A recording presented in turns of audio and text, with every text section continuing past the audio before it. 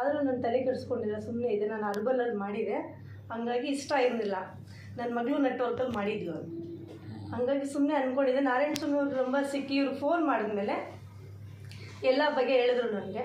Madam ನೀವು ಬನ್ನಿ, ನೋಡಿ ಒಂದು ಸತಿ ಬಂದು ನೋಡ್ಬಿಟ್ಟು ಆಮೇಲೆ ಹೇಳಿ ನೀವು ಅಂತ ಅವ್ರು ನಂಗೆ ಫೋರ್ಸ್ ಮಾಡಿದ್ಮೇಲೆ, ನಂಗೆ ಅಮೌಂಟ್ ಇಲ್ಲ ಸರ್, ನಂಗೆ ಬರೋಕ್ಕಾಗಲ್ಲ ಅಂತ ಏನೇನೋ ಹೇಳಿದೆ ಅವ್ರಿಗೆ.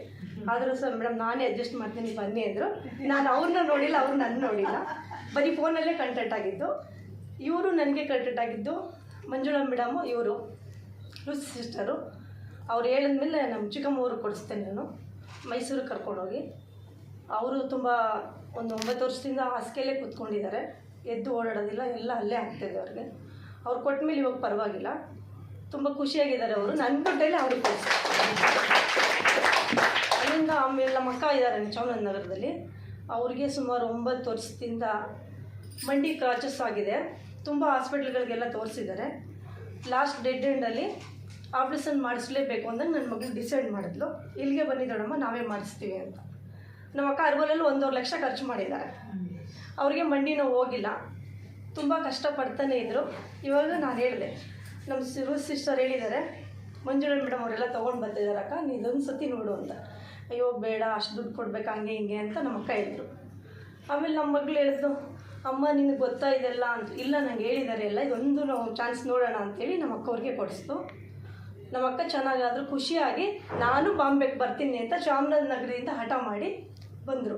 ಇವಾಗ ಎಲ್ರಿಗೂ ಹೇಳ್ಕೊಂಡು ಬರ್ತಾಯಿದ್ದಾರೆ. ನನ್ನ ಮಂಡಿ ಎಲ್ಲ ಕರ್ಗೋಗಿದೆ ಅವ್ರಿಗೆ. ಅವ್ರು ಸುಮಾರು 8 ವರ್ಷ ಆಯಿತು ದೊಡ್ಡ ಮಡ್ಚಿ ಕೂತ್ಕೊಂಡು. ಎಲ್ಲರೂ ಸಂತೆಯಲ್ಲಿ ಅವ್ರು ವ್ಯಾಪಾರ ಮಾಡಿದ್ರೆ ಪ್ರತಿಯೊಬ್ಬರು ಕೇಳ್ತಾ ಇದ್ದಾರಂತೆ, ನೀನು ಬಾಂಬೆಗೆ ಹೋಗಿದ್ದ, ಅದ್ಯಾರು ನಿಂಗೆ 10,000 ರೂಪಾಯಿಗೆ ಬಾಂಬೆಗೆ ಕರ್ಕೊಂಡು ಹೋಗಿರೋರು ಅಂತ ಎಲ್ಲರೂ ಅವ್ರನ್ನ ಗೇಲಿ ಮಾಡ್ತಾ ಇದ್ದಾರಂತೆ. ನಮ್ಮ ಅಕ್ಕ ಎಲ್ರಿಗೂ ಬುಕ್ ತೋರಿಸ್ತಿದ್ದಾರಂತೆ, ನೋಡಿ ಈ ಪ್ರಾಜೆಕ್ಟಿಂದ ನನ್ನ ತಂಗಿ ನನ್ನ ಬಾಂಬೆಗೆ ಕರ್ಕೊಂಡೋಗಿಲ್ಲ, ಸಾರೆಲ್ಲ ನನ್ನ ಬಾಂಬೆಗೆ ಕರ್ಕೊಂಡೋಗಿದ್ರು.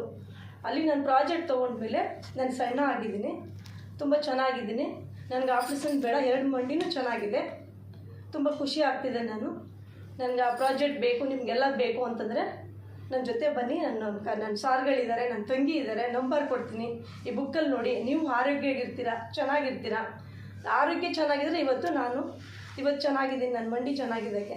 ನಾಳೆ ನಾನು ಹಾಸ್ಪಿಟ್ಲಿಗೆ ಹೋಗಿದರೆ ಲಕ್ಷಾಂತರ ರೂಪಾಯಿ ಖರ್ಚು, ನನ್ನ ಕಾಲಿಗೆ ರಾಡ್ ಹಾಕಿರೋರು.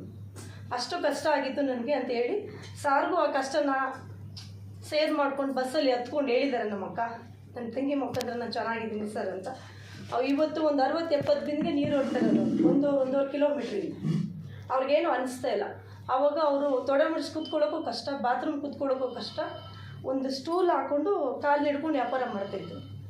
ಇವಾಗ ಬಂದವರೆಲ್ಲ ಕೇಳ್ತಾರಂತ ಅವ್ರನ್ನ, ಏನು ಸರ್ಜರಿ ಮಾಡಿಸ್ಕೊಂಡು ಬಂದಿದೆಯಾ, ಹಿಂಗೆ ಕೂತ್ಕೊಂಡಿದೆಯಾ, ಮುಖ ಎಲ್ಲ ಕ್ಲೀನಾಗಿದೆ, ಏನು ತಗೋತಾ ಇದೆಯಾ ಅಂತ. ಅವ್ರು ಯಾವ ಕ್ರೀಮೂ ಹಾಕಲ್ಲ, ಯಾವ ಫಾಲರ್ಗೂ ಹೋಗಲ್ಲ. ಈ ಪ್ರಾಜೆಕ್ಟ್ ನೀರನ್ನೇ ಕುಡಿತಾ ಇದ್ದಾರೆ ಅವರು, ಅದ್ರ ಮೇಲೆ ಮಲಗ್ತಾ ಇದ್ದಾರೆ, ಚೆನ್ನಾಗಿದೆ. ಅಷ್ಟೆಲ್ಲ ಆದಮೇಲೆ ನಾನೇ ತೊಗೋಬಾರ್ದು ಅಂತ ಸಾರಿಗೆ ನಾನು ಹೇಳಿ ಬಾಂಬೆಯಿಂದ ಬಂದ ತಕ್ಷಣ ನಂದು ಐಡಿಯಾ ಮಾಡಿಸಿ ನಾನು ಮಾಡ್ಕೊಂಡಿದ್ದೀನಿ. ಮಗಳಿಗೆ ಮಾಡಿದ್ದೀನಿ. ನೆಕ್ಸ್ಟು ನಮ್ಮ ಅಕ್ಕ ಮತ್ತೆ ಇನ್ನೊಂದು ಮಾಡ್ಕೊಂಡಿದ್ದಾರೆ. ನಮ್ಮ ಅಕ್ಕನ ಮಗನಿಗೆ ಮಾಡ್ತಾಯಿದ್ದೀವಿ. ನಮ್ಮ ಪರ್ಚೇಸ್ ಲಾಯರ್, ಹೈಕೋರ್ಟ್ ಲಾಯರ್ ಇಲ್ಲೇ ಬಂದಿದ್ದಾರೆ, ಆಚೆ ಹೋಗಿದ್ದಾರೆ. ಅವರು ಡಬಲ್ ತೊಗೊಂಡ್ರು. ಮೇಡಮ್ ಸ್ವಲ್ಪ ದಿನ ಟೈಮ್ ಕೊಡಿ, ನಮ್ಮ ಫ್ಯಾಮಿಲಿಗೆಲ್ಲ ತೊಗೋತೀವಿ ಅಂತ ಹೇಳಿದ್ದಾರೆ. ಅದನ್ನು ನೋಡಿ ನಮ್ಮ ಚಿಕ್ಕಮ್ಮನ ಮಕ್ಕಳು, ನಮ್ಮ ರಿಲೇಷನ್ ಎಲ್ಲ ನೋಡಿ, ನೀನು ಬಾಂಬೆಗೆ ಹೋಗಿದ್ದ, ಯಾರಾದ್ರೂ ಫೋಟೋ ತೆಗೆಸ್ಕೊಂಡೆ ಅಂತ ಎಲ್ಲ ಕೇಳ್ತಾ ಇದ್ದಾರೆ. ಆವಾಗ ಎಲ್ರಿಗೂ ಪ್ರಾಜೆಕ್ಟ್ ಬಗ್ಗೆ ಹೇಳಿದೆ, ನಾನು ತಿಳಿಸಿದೆ. ಸುಭಾಷ್ ಸರ್ ಮನೆಗೆ ಬಂದಿರು, ಯೋಗಿ ಸರ್ ಬಂದಿದ್ದರು, ಅವರು ಕೂಡ ಮಾಹಿತಿ ಎಲ್ಲ ಕೊಟ್ಟರು. ನಾರಾಯಣ ಸ್ವಾಮಿ ಸರು ಬಂದಿದ್ದರು, ಇವರು ಎಲ್ಲ ಹೇಳಿ ಪ್ರಾಜೆಕ್ಟ್ನೆಲ್ಲ ಕೊಟ್ಟು ನಮಗೆ.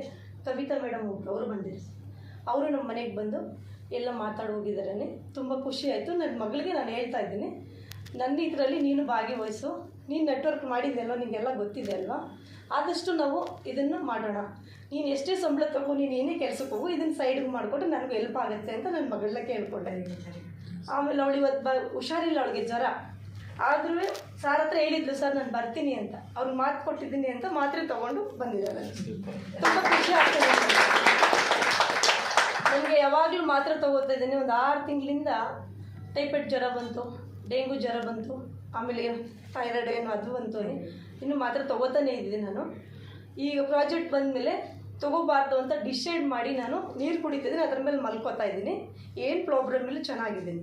ನನ್ನ ಮಗಳು ಪ್ರತಿದಿನ ಔಷಧಿ ಉಜ್ಜನೇ ಇದ್ಲು. ನನಗೆ ಎಡಗಡೆ ಕಾಲು ತುಂಬ ಹೇಳ್ತಾ. ಹಾಲು ಸಿಸ್ಟರ್ ಹೇಳ್ತಿರು, ಇದನ್ನು ಬಳಸು ಅಂತ. ಅವ್ರ ಬೆಲ್ಟು ಕೂಡ ಇದನ್ನು ಕೊಟ್ಟಿದ್ದಾರೆ. ನನಗೆ ಮೈಯಲ್ಲೆಲ್ಲ ಸ್ವಲ್ಪ ಸ್ವಲ್ಪ ಗಂಟು ಒಂದು 20-30 ಗಂಟಿದೆ. ಅದು ರಕ್ತ ತೆಗೆದು ಬಾಟ್ಲ್ ಹಾಕಿ ನಂಗೆ ಹಾಸ್ಪಿಟ್ಲಲ್ಲಿ ಆ ಥರ ಆಗಿದ್ದೇನೆ. ರಾಮಯ್ಯ ಹಾಸ್ಪಿಟ್ಲ್ ಅಂದರೆ ದೊಡ್ಡ ಹಾಸ್ಪಿಟ್ಲ್, ಕೋಲಂಬಿ ಹಾಸ್ಪಿಟ್ಲ್, ರಾಮಯ್ಯ ಹಾಸ್ಪಿಟ್ಲು. ನಾನು ಕ್ರಿಶ್ಚಿಯನ್ ಸರ್ಮಲ್ಲಿ ಕೆಲಸ ಮಾಡ್ತಿದ್ದಾಗ ಅವರು ಕೋಲಂಬಿ ಹಾಸ್ಪಿಟ್ಲ್ ಕರ್ಕೊಂಡು ತೋರಿಸ್ತು. ಇದೆಲ್ಲ ಯಾಕೆ ಹಿಂಗಾಗಿದೆ ಅಂದಾಗ ಅವ್ರು ಹೇಳಿದ್ರು, ಇದು ನಿಮ್ಮ ಜೀವ ಇರೋವರೆಗೂ ಇದು ಹೋಗೋದಿಲ್ಲ, ಇದು ಆಪ್ರೇಷನ್ ಮಾಡಿನೇ ತೆಗಿಬೇಕು, ಇದು ತುಂಬ ಕೊಲೆಸ್ಟ್ರಾಲ್ ಇದೆ ನಿಮಗೆ, ಸ್ವಲ್ಪ ಎಣ್ಣೆ ಪದಾರ್ಥ ಮಟನ್ ಚಿಕನ್ ಅವಾಯ್ಡ್ ಮಾಡಿ ಅಂತ ಹೇಳಿದ್ರು. ಅಲ್ಲಿಂದ ನಾವು ರಾಮಯ್ಯಗೆ ಹೋಗಿ ತೋರಿಸ್ತು. ಅಲ್ಲೂ ಸ್ಕ್ಯಾನ್ ಮಾಡಿ ಎಲ್ಲ ನೋಡ್ಬಿಟ್ಟು ಅವರು ಹಾಗೆ ಹೇಳಿದ್ರು ಆಪ್ರೇಷನ್ ಮಾಡಲೇಬೇಕು ಅಂತ. ಇದನ್ನು ತೊಗೊಂಡು ನಾನು ಇನ್ನೂ 1 ವಾರ ಆಗಿಲ್ಲ, ನನಗೆ ತುಂಬ ಕಮ್ಮಿ ಆಗಿದ್ದೇನೆ, ತುಂಬ ಖುಷಿ ಆಗ್ತಿದೆ. ಎಲ್ಲ ಕಮ್ಮಿ ಹಾಗೆ ಕಾಣಿಸ್ತಾ ಇದ್ದು ಫೋಟೋದಲ್ಲಿ ನನಗೆ ಎಲ್ಲ ಕಮ್ಮಿ ಆಯ್ತಾ ಬಂದಿದೆ. ಬರೀ ಇದನ್ನು ಹಾಕ್ಕೊಂಡಿದ್ದೀನಿ, ನೀರು ಕುಡಿತಾ ಇದ್ದೀನಿ, ನಾನು ಹಾಸ್ಪಿಟಲ್ ಮಲ್ಕೋತಿದ್ದೀನಿ. ಇವಾಗ ನನ್ನ ಮಗಳಿಗೆ ಔಷಧಿ ಉಜ್ಜು ಅಂತ ನಾನು ಹೇಳ್ತಾ ಇಲ್ಲ, ಚೆನ್ನಾಗಿದ್ದೀನಿ.